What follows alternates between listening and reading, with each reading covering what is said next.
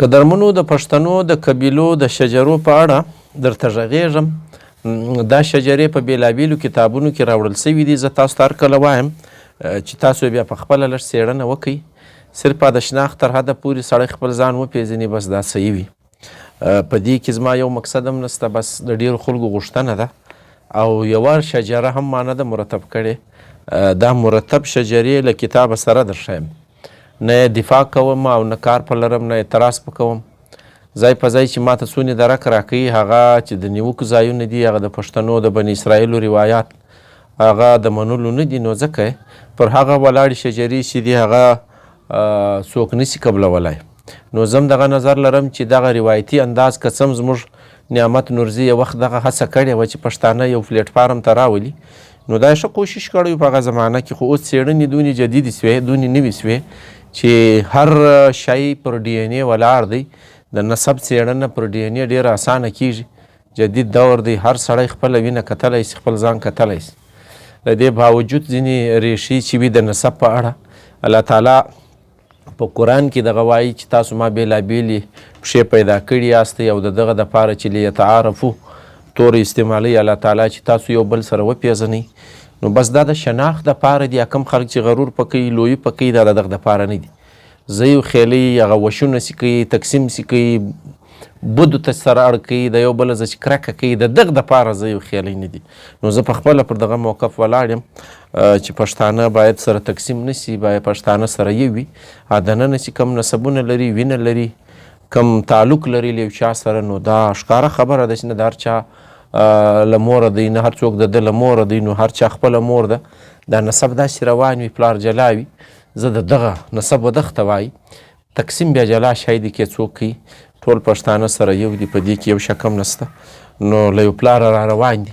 اوس نو دا قیس چې زموږ نیکه ګڼل کېږي، پر دې ما جلا ناسته کړې ده. نو زه په خپله قیس د پښتنو اولنی نیکه نه منم، ځکه چې دا روایتي دی. نو په روایتي انداز کې که موږ دغه ومنو، نو زموږ ګډ 1400 کاله کېږي. بیا چې شجرې ورسره تړل سوي دي، د ده 3 زویان. بیا چې دلته کښته را وګورو، نو 300 کاله فرق را روان دی د لمسي او د نیکه په مابین کې. دا نسي کېدی. نو ځکه ځینې شیان څېړنې ته اړتیا لري. بس ما د غونې مقصد دی چې یو څوک په خپله پښه کریابه وي، کتاب ور وښیم، شجره بیا لږ ور وښیم، نور د دې په خپله وګوري. بس ما تر دغه ځایه پورې د خلکو سره تعلق دی، له پښتنو سره لارښوونه کوم. بیخي ډېر خلک غوښتنه کوي. تاسې وګورئ دا د شجرو یو څو ویډیو ما جوړې کړي دي. نو لاندې ګر سره حیران یم، هر سړی خپله پښه غواړي. نو دارنګه د بهادر شاه ظفر کاکا خیل وینا ده چې 5 د پاسه 400 دا لویې پښې دي د پښتنو، یعنی 415 پښې بیا په هغه کې دننه. نور دا به 400 لیکچرونه زه تیاروم، یا لویې پښې. نو دا ډېر تر وس تېر کار دی، دا نسم کولی. ها په یوه لیکچر کې ډېرې پښې درس پېژندلی سم.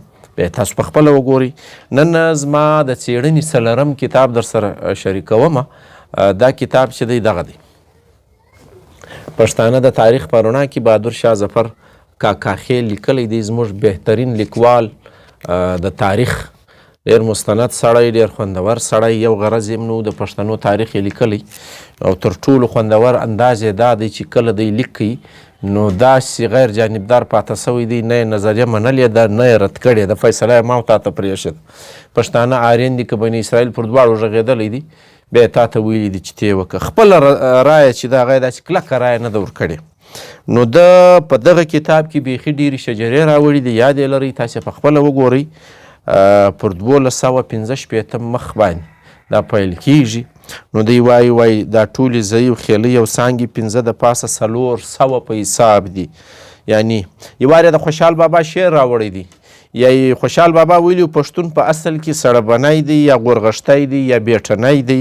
لودي غلجي دی د بیټني له لوره په سړبن پورې بیا کرلاڼی دی. دغه 4-5 پلار یې ښوولي دي خوشحال بابا. نو د پیلم له دغه کړی دي. بیا یې نو ویلي دي چې دا په 3 زامنو تقسیم دی. بیا را روان دي په افاغنه بن ارمیا. پر دې تاسې یاد لرئ زه پر دا ګردو غږېدلی یم، په ارمیا باندې، په افاغنه باندې، په برخیا باندې. زما جلا جلا ناستې دي وایه وراستئ چې دا اوس د منلو نه دي. سړبني قبایل چې لویې پښې 115 ښوولي دي. غورغښتي قبایل چې دي 15 کم 100 لویې پښې ښوول سوي دي. بیټني قبایل 25 لویې پښې ښوول سوي دي. متوزی چې غلجي او لودي پکې یاد کړي دي 250 لوی پښې ښوولي دي او کرلاني قبایل 128 لوی پښې ښوولي دي. تر ټولو خوندور ځای دا دی چې د روایاتو مطابق بهادر شاه ظفر کاکا خیل وایي چې د قیس عبدالرشید زوی د غورغشت او شیخ بیټ ورور سړبنی ښیي دا را روان دی او دا ذکر دی وایي په مرات الافاغنه کې راغلی دی چې په سړبني اولا کې اولیا کې دا ذکر سته. نو سړبنیان څوک دي دا په خپله سره کتل غواړي. بیا وایي د سړبني 2 زامن یو شرخبون نومېدی یو خرشبون نومېدی. بیا هغه روایتي شراب الدین او خیر الدین یې ورسره لیکلي دي. نو دا په خپله له شکه څخه ډکه خبرې دي. اوس نو ته شرخبون په 315 هجري قمري کال باندې وایي زیږېدلی و. نو اوس تاسې راسئ بیا وایي خرشبون بابا چې دی دا په 411 هجري کې په مرغه کې مړ یادېږي. هغه د پټې خزانې روایت. نو د پټې خزانې روایت خرشبون سړی سو خو دغه په شجره پورې تړل سوی سړی نه ښکاري ځکه چې د قیس او د ده په مابین کې 400 کاله فرق را روان. نو د نیکه او د لمسي په مابین کې څنګه دوی نه فرق کیدی سي؟ دا دغه خبره بهادر شاه ظفر کاکا خیل پر مخ کړې ده. تاسې واورئ سړبن او شیخ بیټ سکه ورونه دي. دا هغه د پټې خزانې په روایت. نو 315 هجري کې خرشبون زیږېدلی دی. بیا وایي د روایت مطابق د قیس عبدالرشید د مړینې نیټه چې ده 140 هجري ده او په 662 عیسوي کال برابر خیزي. نو یو سړی چې په 140 هجري قمري کال کې مري د هغه نمسی یعنی د زوی په 411 کې مري. نو د خرشبون 400 کاله عمر دا نسی کېدی.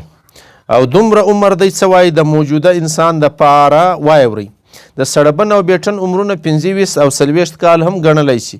نو بیا د خرشبون د زیږېدلي تر وخته تر 315 هجري پورې د دواړو مشرانو سړبن او بیټن عمرونه کم و زیات 300 کاله او دومره عمر د موجوده انسان دپاره ناممکن دی. دا په خپله وایي کمال په دې لیکوال کې دا دی چې هره خبره ښکاره لیکلې ده.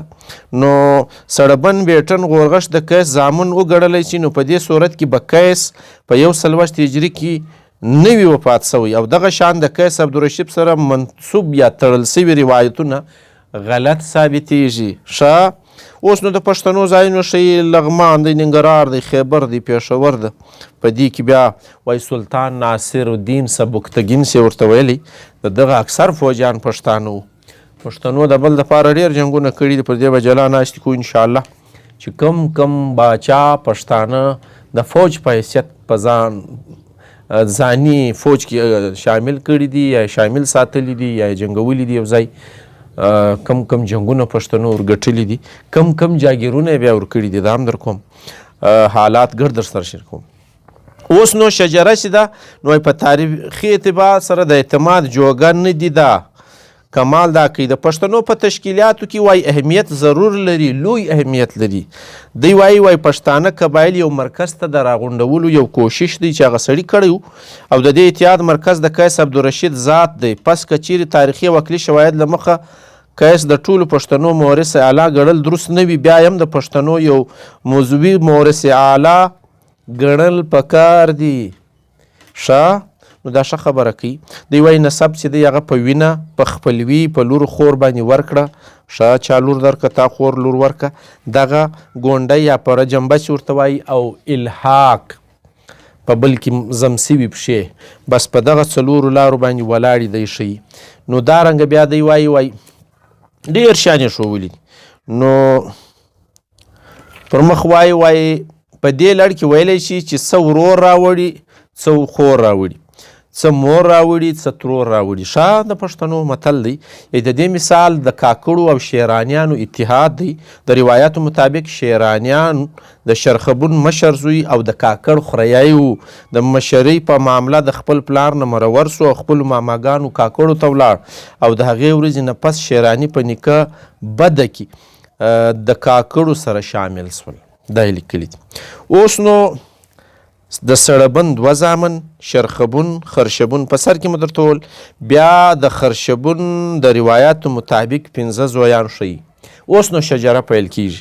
شیرانی یو زوی، دویم ترین، دریم یعنی او څلورم بړیڅی، پنځم اورمړ اوس نو دی وایي د شیراني چې د شرخبون زوی دی، د سړبن مسی دی، د قیس کړوسی دی، د دغ شجره یې راوړې ده.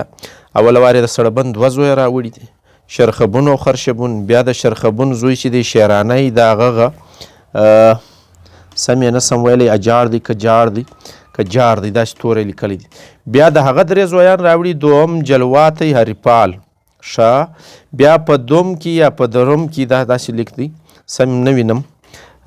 عمر، اسنخیل، بابر، میانی دا په دوم کې یادوي. په جلواتی کې سالارخیل، مروتخیل، اسپنزی، بیار، کونکری او بنګي خیل دا رنګه توري لیکلي. په هریپال کې بیا یوسف پلار یاد کړی دی، د هغه بیا توزی او تازک زویان راوړي دي ښه. اوس نو په بابرو کې چې بابر هم غالبا ورته وایي انجر او سنجر راوړل سوي دي. له انجر سره لیک دی په اول وار شرخبون شیرانه ستوریانه یې پکې راوړی دی، حاشیه ورته لګولې ده چې دا په اصل کې سید عمر په زوی نیولی و. سنجر ته لیکلی دی د سنجر د 5 واړو زامنو اولاد په سعود خیل او غوریا خیل باندې یادیږي. بیا نو د دغو سعود خیل، غوریا خیل، ابراهیم خیل، اسماعیل خیل، یعقوب خیل دا یې ګرد راوړي دي. بیا چې ما در ټول په عمر کې چې کله د شیرانی د دوم زوی عمر د هغه زویان ستوریانی کپیپ، یعقوب، جهن، منجر یا منهر، ابو خیل، حاهل، حمیم. بیا د ستوریانی په زویانو کې شیخی، ترایی، ګنډه پورې هم راوړی دي. د ترایی په زوی کې بیا مریړی، امبر، همړ دا توري لیکلي. بیا د همړ په زویانو کې الادادور، فدو، هشا، چرمش دا یې راوړي دي ښه. اوس نو بیا د حمیم په زویانو کې شعیر، دولت خیل، دریا خیل، لنډی یا لنډ، سینخیل، نبازی دا شجره یې راوړې ده. د شیرانی پښه دننه نور یې څه راوړي دي پر دې باندې به بیا وروسته ناستې کوو. غرض مه دا دی چې څېړنه غواړي. یو خو دا پخواني دور کې کاتبانو به په لاس دا لیکې کښې نو ښایي د یوه نیکه سره یې داسې لیکه چپه راکښلګي انسان د تېروتنه کوي. دا به تاسو سمه واستئ. یعنی که ما تاسو ته وویل یا تاسو په خپله وکتئ پلار هغه نه دی، دلته لیکه چپه راغلې ده، نو د دې کرکشن وکاس دلته په کمنټس کې هم کوی سئ او په خپل هم دا شی په یو مضمون کې سمولی سئ، یو لیک باندې کولی سئ. دا ډېره ښه لاره ده.